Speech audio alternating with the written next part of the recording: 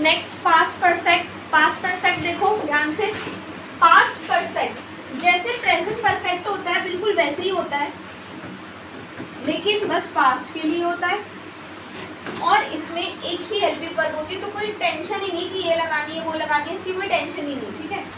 Past perfect tense. अच्छा मुझे बताओ कि पास्ट इंडेफिनिट में कौन कौन सी आइडेंटिफिकेशन होती थी?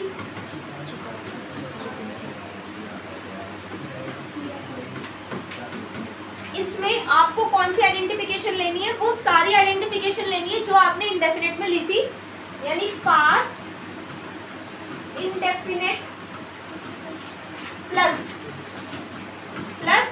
था, उन सब में था भी होना चाहिए, जैसे गया था, लिया था, दिया था, चुका था, चुके थे, चुकी थी, की थी, ली थी, ली थी, ये सारे। पास्ट इंडेफिनिट वाली जो आइडेंटिफिकेशन थी ना वो ही लिखनी है, लेकिन सब में था जोड़ते रहना, क्योंकि पास्ट इंडेफिनिट क्या होता है, जिन सेंटेंसेस के लास्ट में है और था ना हो। मैं वहाँ गया, मैंने ये देखा, हमने बहुत मज़े किए, हम स्कूल की तरफ से पिकनिक पर गए, तो इन सभी सेंटेंसेस में लास्ट में था नहीं आ रहा, तो इसीलिए ये क्या है, ये पास्ट इंडेफिनिट है। लेकिन अगर इन सबके पीछे था आ जाए तो ये क्या बन जाएगा, ये पास्ट परफेक्ट बन जाएगा, ठीक है। तो कोई कंफ्यूजन तो नहीं है? जो इंडेफिनिट में लिखी थी ना आपने, गया, लिया, दिया, चुका के, की, दी, ली, वही लिखना है सेम, लेकिन था, थे, थी को ऐड करके, गए थे, ली थी, किया था, दिया था, चुके थे, चुकी थी, समझ आ गया? इसीलिए मैंने लिखा है दिस वन प्लस था भी होना चाहिए, ठीक है। तो इसमें हेल्पिंग वर्ब क्या होती है, हैड। क्या होती है, हैड। एक ही हेल्पिंग वर्ब है, यानी जिन बच्चों को कंफ्यूजन रहती थी कि हैज, हैव और हैड में क्या अंतर है, हैज लगाएं, हैव लगाएं, हैड लगाएं, तो हैड तो पास्ट में आएगा, ठीक है, और हैज और हैव प्रेजेंट में आता है। हैज आता है ही, शी, इट नेम के साथ, और आई, यू, वी, दे के साथ क्या आता है, हैव आता है। I have, you have, we have, they have, ठीक है। तो तीनों की एक कंफ्यूजन आपकी क्लियर हो गई। इसमें जो मेन वर्ब लगती है वो लगती है हमेशा कौन सी, थर्ड फॉर्म, और ये चाहे वो प्रेजेंट परफेक्ट हो, चाहे वो फ्यूचर परफेक्ट हो, चाहे वो पास्ट परफेक्ट हो, तीनों में कौन सी लगती है, थर्ड फॉर्म ऑफ वर्ब ही लगेगी, कंफ्यूजन नहीं। अगर परफेक्ट टेंस है थर्ड फॉर्म, ठीक है। रूल्स क्या हो जाएंगे, बहुत सिंपल हो जाएंगे rule.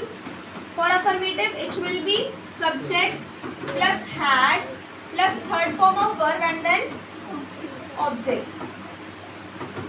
For negative it will be subject plus had plus not plus third form of verb and then object. For interrogative, it will be had plus subject plus not, sorry, third form of verb and then object. Question mark जरूर लगाना interrogative में. Had, subject, not, third form of verb and then simple है, ठीक है. एक example लेते हैं. Example क्या ले बताओ,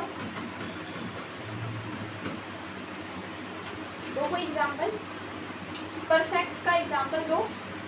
चुके थे, चुकी थी, गया था, दिया था, लिया था. उसने काम कर लिया था.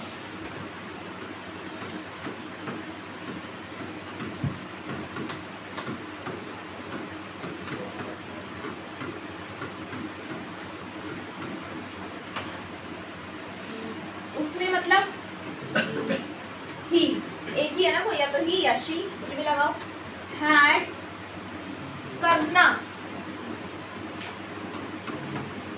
कंप्लीट बोल दो या फिर डू भी लगा सकते हो. तो थर्ड फॉर्म क्या हो जाएगी, डू, डिड, डन.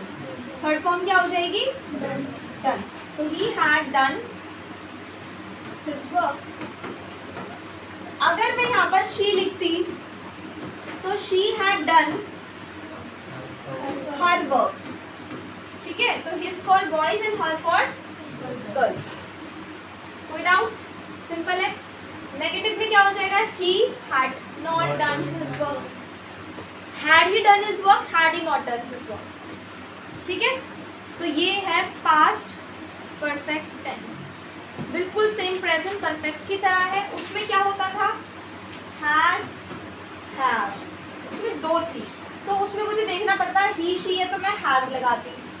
अगर होता मैंने कर लिया था, मैंने काम कर लिया था, तो आई के साथ फिर मैं हैव लगाती। I have, you have, we have, they have, she has, he has, it has, Seema has, Ramesh has, etcetera. ठीक है, इसकी प्रैक्टिस करेंगे अभी। Thank you.